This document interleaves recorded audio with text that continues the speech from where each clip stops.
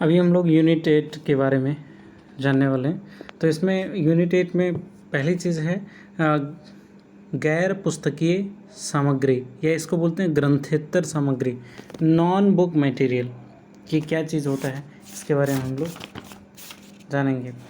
तो पुस्तकालय वह स्थान होता है जहाँ विविध प्रकार के ज्ञान, सूचना, सेवाएं, ये सारी चीज़ें संग्रहित होती हैं। तो गैर पुस्तकीय सामग्री का मतलब होता है जो पुस्तक से संबंधित नहीं होती, जिसमें जैसे मानचित्र हो गया, ग्लोब हो गया, ग्रामोफोन हो गया, या टेबल्स हो गए, स्लाइड्स हो गए, फोटो चार्ट हो गया, या वीडियो रिकॉर्डिंग हो गया, इलेक्ट्रॉनिक सूचनाएं हो गई। ये सारी चीज़ें इसमें शामिल होती हैं जो कि गैर पुस्तकीय होती हैं। और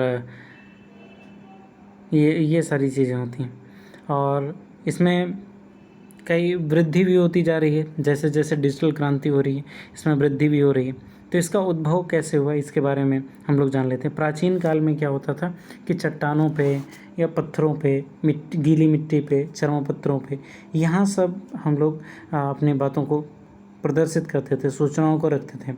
लेकिन जॉन गुटेनबर्ग ने प्रिंटिंग प्रेस का जब आविष्कार किया 1450 में, तो एक बहुत बड़ी क्रांति है पुस्तकों का।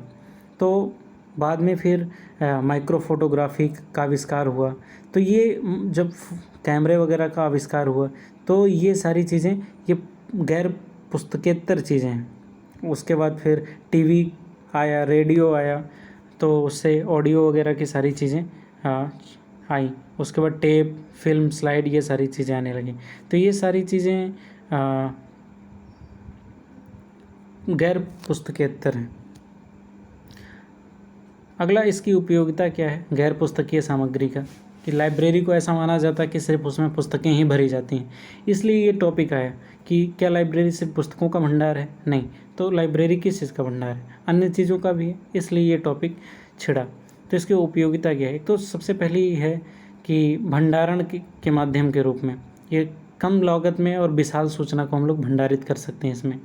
और डेटा क्षति भी बहुत कम होती है। सूचना को जल्दी और शुद्धता से फिर से प्राप्त किया जा सकता है, हस्तांतरित कर दिया जाता है, और स्थावत्य का, गुणवत्ता का भी लाभ होता है, और जगह भी बचाती है।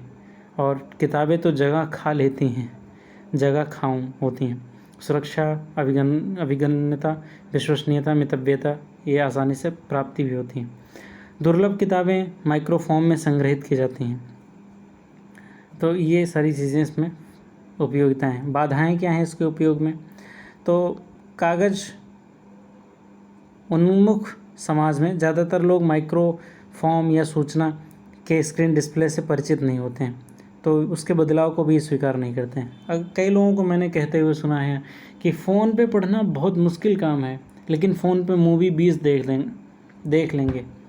दिन भर मोबाइल लेकर बैठे रहेंगे, गेम खेल सकते हैं, फिल्म देख सकते हैं, but when we talk about study then they have so many problems. So ये सारी चीज़ें एक्सक्यूज़ेस हैं, तो जल्दी वो स्वीकार नहीं करते हैं, सबसे बड़ा बाधा है। दूसरी चीज़, इसके संचालन में भी कठिनाई होती है।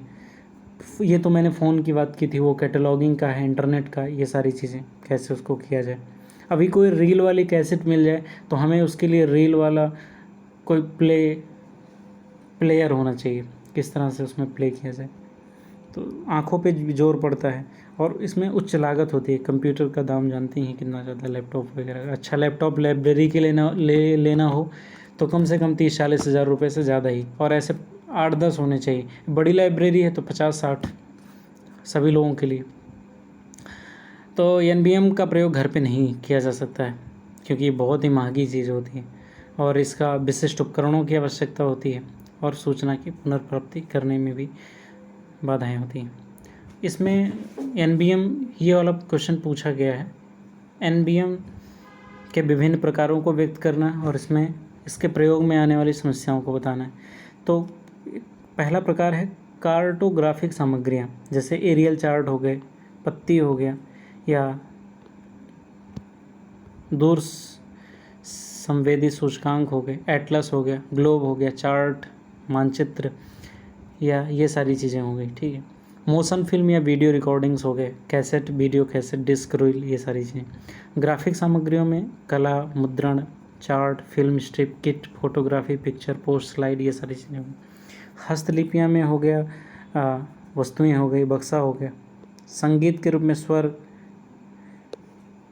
गाने, ये सारी चीज़, ध्वनि रिकॉर्डिंग्स हो गए, कंप्यूटर फाइलें हो गई, 3D पेंटिंग वगैरह हो गई, उसको त्रिविमीय बोलते हैं। 3D मतलब त्रिविमीय। माइक्रोफोन, ये सारी चीज़ें होती हैं। हॉर्नर ने इसके बाधाओं को बताया है। सबसे पहले मशीनों और उपकरणों की आवश्यकता होती है इसके प्रयोग के लिए।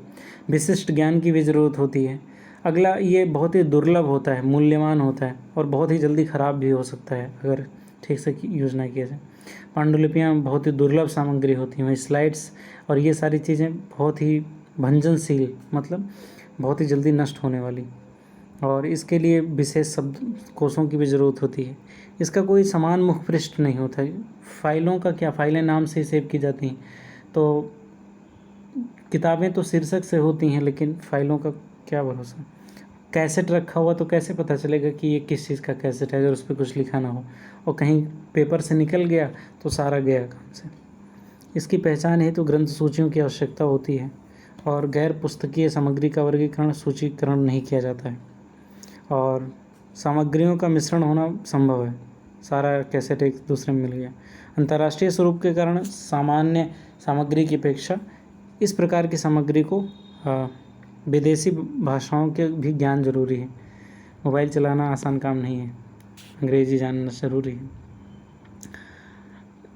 अगला, मानचित्र संबंधित सामग्रियों के बारे में चर्चा करना है कि ये मानचित्र संबंधित सामग्री क्या है, और AACR2 के नियम कौन से इसमें लागू होते हैं, तो इसको हम लोगों को देखना है।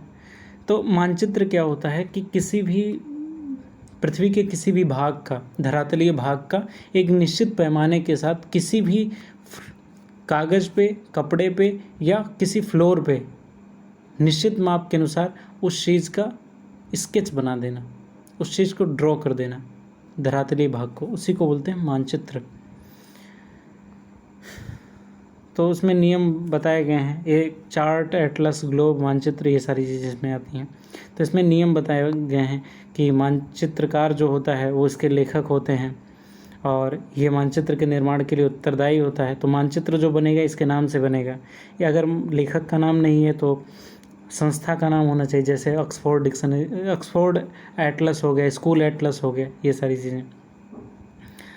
ये कई अनुच्छेदों में होता है। इसके पैमाने को निश्चित रूप से ध्यान दिया जाना चाहिए। यह नियमानुसार होना चाहिए। क्षेत्र जिसका दिया गया उसका नाम होना चाहिए।